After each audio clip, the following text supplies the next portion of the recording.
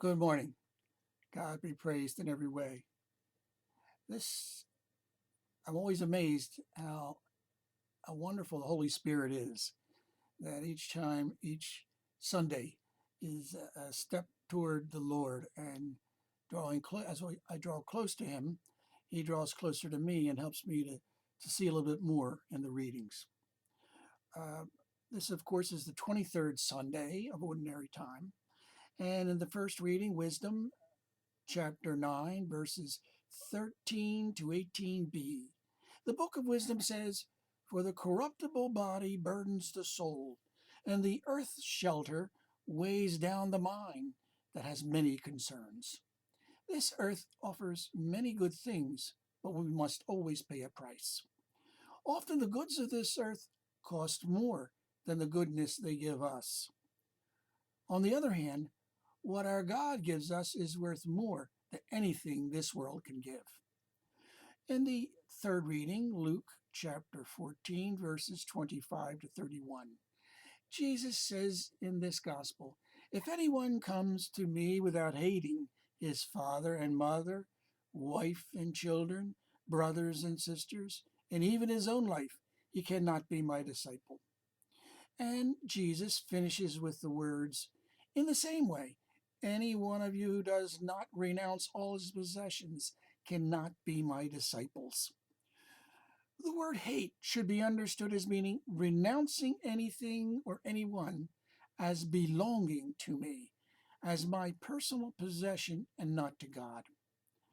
I believe that what Jesus is in effect saying is that nothing and no one, not even our very selves, belong to us, but only to God.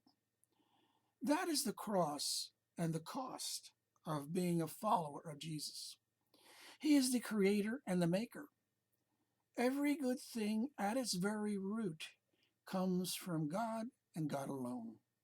He has not given us anyone or anything so that we can live in our world as the master and sole owner. What we have is on loan to us to make it all the better through the Holy Spirit working in us, ready to give it all back with the gain that we, with divine help, have achieved.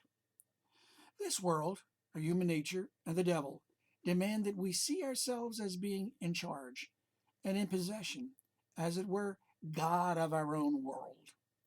To have God as truly God, it is all His. In the second reading, Philemon chapter 9, verse 10, and then 12 to 17.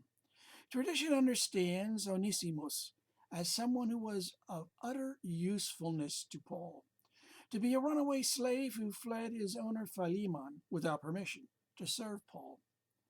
Paul writes this epistle or letter to Philemon, graciously requesting that Onesimus be received by Philemon, to be welcomed without punishment, and to be given his freedom as a brother Christian.